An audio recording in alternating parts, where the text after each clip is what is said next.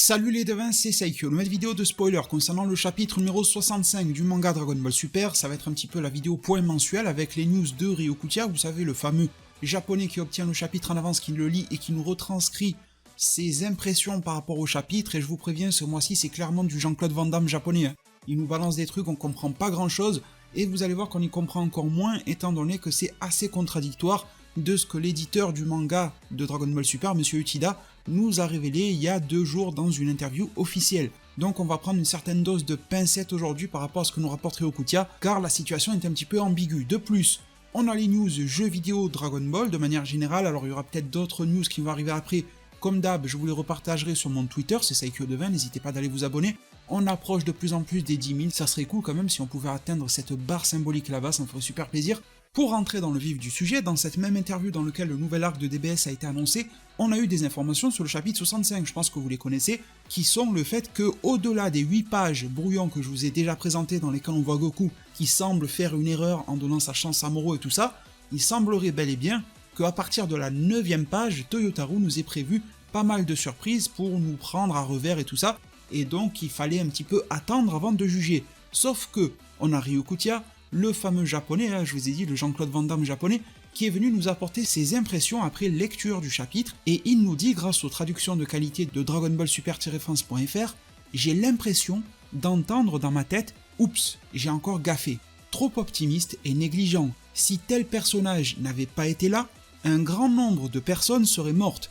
De plus, la forme finale est vraiment devenue inquiétante. Pour le vaincre, il ne semble y avoir que cette personne avec cette fameuse technique spéciale, donc je lui souhaite de faire de son mieux. » Alors je vous ai dit, c'est JCVD tiers, c'est compliqué à comprendre, je vais vous partager ce que moi je comprends de ça, venez en zone commentaire et bien m'éclairer par rapport à votre compréhension, par rapport aux impressions de Ryokutia, vos réactions, est-ce que vous êtes d'accord ou pas avec moi. Alors, première phrase, j'ai l'impression d'entendre dans ma tête « Oups, j'ai encore gaffé », ce qui me laisse comprendre les devins que Goku va réellement faire une connerie par rapport à Moro. Peut-être lui laisser trop de marge de manœuvre ou quelque chose comme ça. Alors moi en soi je veux bien le croire cette phrase, c'est possible vu comment c'est amorcé dans les 8 premières pages. Mais étant donné que les officiels, il y a 2 jours, nous ont dit à partir de la 9ème page, ça va être retournement de situation, twist scénaristique, émotion en pagaille, enfin bon, je me dis c'est un petit peu bizarre d'avoir un Goku d'après ce mec là qui merde, tandis que de manière officielle on nous dit que ça va pas se passer comme on a l'impression que ça va se passer. Trop optimiste et négligent, ça encore, ça reste dans la même longueur d'onde que la première phrase, trop optimiste et négligent, Son Goku, qui fait certaines erreurs. Et encore une fois, eh bien, je relance le même appel que j'ai fait dans la première vidéo sur le sujet, c'est d'attendre d'avoir soit des leaks, donc d'avoir les pages qui vont fuiter pour pouvoir juger avec les traductions, ou alors ce 20 octobre 2020, je vous le partagerai sur mes réseaux sociaux et l'onglet communauté YouTube, le chapitre complet, officiel avec les bonnes traductions et tout ce qui va bien, pour pouvoir justement apprécier de si oui ou non ce que fait Goku est bien, et si oui ou non ce que fait Goku est cohérent ou non. Si on part dans cette trame que nous expose Ryokutia d'une probable erreur de Goku, on verra bien le jour J, et je vous dirai tout en toute franchise quand les leaks sortiront, ou à partir du 21, 22, 23 quand la review sortira, eh bien ça pourrait être de la mauvaise écriture autour de Goku. Mais en même temps, je garde en tête que les 8 premières pages semblent nous prêcher le faux pour avoir le vrai, que l'éditeur en personne nous dit qu'il y a des twists scénaristiques qui arrivent, et que Ryokutia, c'est JCVD tiers, alors bon, on verra bien. Ensuite, si seulement un tel n'avait pas été là, un grand nombre de personnes seraient mortes. De plus, la forme finale est vraiment devenue inquiétante.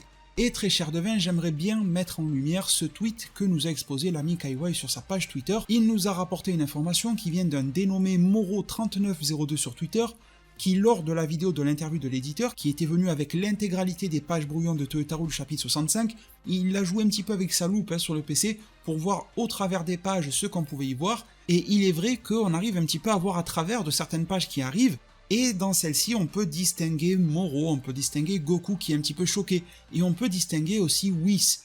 Alors je me demande, est-ce que le personnage sans qui, s'il n'avait pas été là, un grand nombre de personnes seraient mortes, est-ce que ce n'est pas Whis qui va encore sauver la mise de tout le monde, qui, pourquoi pas sur ordre de Beerus, va remonter en arrière dans le temps, mais franchement, ça fait encore Fukatsu 9 répétitions, ça serait dommage d'en arriver là.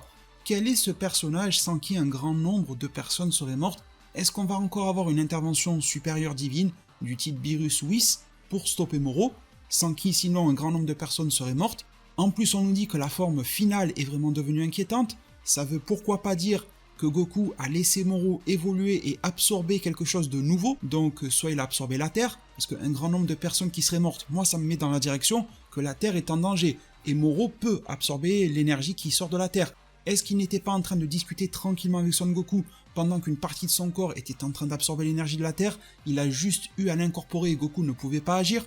Et on nous dit, pour le vaincre, il ne semble y avoir que cette personne avec cette fameuse technique spéciale, donc je lui souhaite de faire de son mieux. Je me dis que pour rester dans la même lignée, Vegeta me paraît cohérent.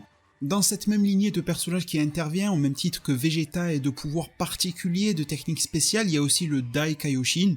Donc tout ce qui est Majin Buu, Dai Kaioshin, par extension et par théorie, on a Oob qui aurait pu pourquoi pas récupérer la majorité des pouvoirs du Dai Kaioshin. On a du mal à voir comment il pourrait linker Oob avec cette histoire alors que Goku n'est pas censé l'avoir rencontré aujourd'hui, ça serait un petit peu difficile à manigancer, mais en tout cas Dai Kaioshin Majin Buu c'est possible.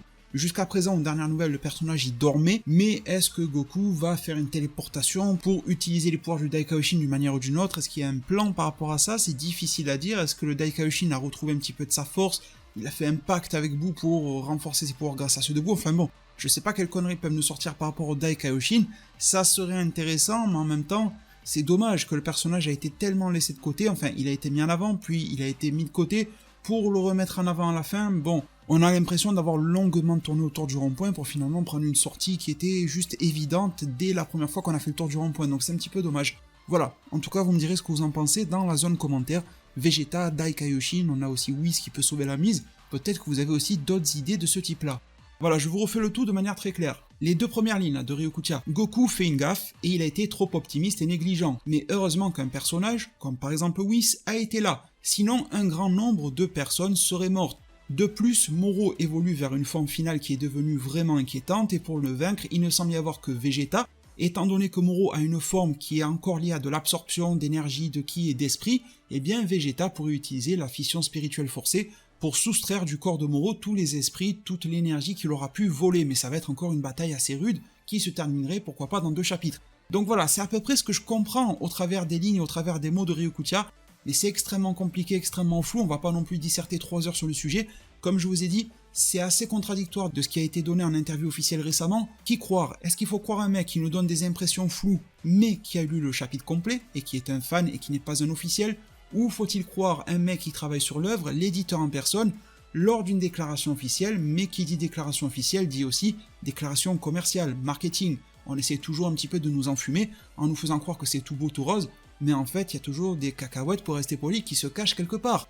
Donc on a été enfumé d'un des deux côtés, les devins soit Ryokutia, soit les officiels, on verra bel et bien d'où venait la coquille. Pour clôturer les devins, on a diverses news sur les jeux vidéo, et bien sachez que pour Dragon Ball Z Kakarot, le nouveau système Community Battle pour le DLC 2 qui consiste à combattre un grand nombre d'ennemis, on nous annonce plus de 100 ennemis qui attaquent simultanément à la manière du pré-combat contre les soldats de Freezer dans le film La Résurrection de Freezer. Bien évidemment, j'ai oublié de le préciser, ces informations nous proviennent du magazine V-Jump dont vous voyez la couverture qui est sublime aux allures de Dai Dragon Quest Dai no Daibuken.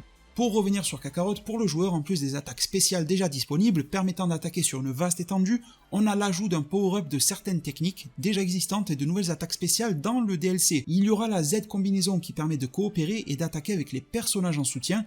Il y aura le Shinsokuken, du gigantesque Kamehameha aux techniques qui peuvent terrasser l'ennemi d'un coup. Donc ça m'intrigue, ça les devint déjà rien qu'en termes de framerate, 100 ennemis qui attaquent en même temps. Comment est-ce que la console ou le PC va gérer ça? Le jeu, de manière générale, comment il est optimisé pour ça? Comment est-ce qu'on fait pour tabasser 100 ennemis dans Kakarot? Alors que quand on arrive à 3-4 ennemis, ils se postent autour de nous et directement ça devient compliqué, il faut se téléporter partout. Alors s'il y en a 100, ça me rappelle un petit peu les démos techniques, vous savez, des jeux vidéo dans lesquels on veut nous impressionner en nous montrant que des milliers de modèles, des armées nous sont montrés. Ou est-ce que cela va au-delà de ça? Je ne sais pas les devins, mais je reste curieux et intrigué, et puis 100 ennemis d'un coup, c'est vrai que ça pourrait bien rendre dans le DLC numéro 2, étant donné que l'armée de Freezer est présente par rapport à la bataille sur Terre qui a eu lieu contre Jaco et la Z-Team de manière générale. Dragon Ball Z Dokkan Battle, on a Gogeta Super Saiyan 4, alors je suis pas très connaisseur de Dokkan Battle, je vais vous lire l'information telle quelle, peut-être que ça vous parlera si vous êtes connaisseur. Gogeta SSJ4, la lumière qui protège l'univers, qui semble évoluer en dépassement des limites, qui devient Gogeta SSJ4, super puissance inégalée. On a un événement avec l'épisode 55, on a le drop de Vegeta GT Ozaru qui devient bataille décisive finale Vegeta GT. J'espère que ça parlera aux connaisseurs de Dokkan, de toute façon je pense que les connaisseurs connaissent déjà ces news, hein, mais bon c'est plus pour vous informer de manière générale. Alors Dragon Ball Legends annonce de nouveaux Sparking, Metal Cooler et Vegeta Super Saiyan, tous les deux issus du 7ème film DBZ. Super attaque de Metal Cooler, c'est la Metallic Supernova, la super attaque de Vegeta, c'est le Big Bang Attack, et également une combinaison attaque désespérée avec Son Goku. Voilà les deux, vous êtes très bien informés pour aujourd'hui, et pour les news de manière générale qui vont arriver dans le mois. On se retrouve très prochainement avec les leaks sur le chapitre 65. Demain, je pense que ça sera une vidéo sur l'anime Boruto. Ça fait un petit moment qu'on s'en est pas parlé, il y a eu des synopsis et tout qui ont popé. On va voir ensemble si ça vaut le coup ou pas de suivre l'anime. Et puis voilà, les 2 gros chapitres Boruto DBS sortent ce 20 octobre, on va se mettre bien. Et puis voilà, je vous remercie tous infiniment. Des lives sont aussi en préparation sur la chaîne, voilà, restez à l'affût. Je vous remercie pour votre soutien. Pensez à vous abonner, activer la cloche des notifications. Un maximum de pouces bleus, ça m'aidera et ça me fera super plaisir. Prenez tous extrêmement bien soin de votre futur. Et à plus pour de prochains arts divinatoires.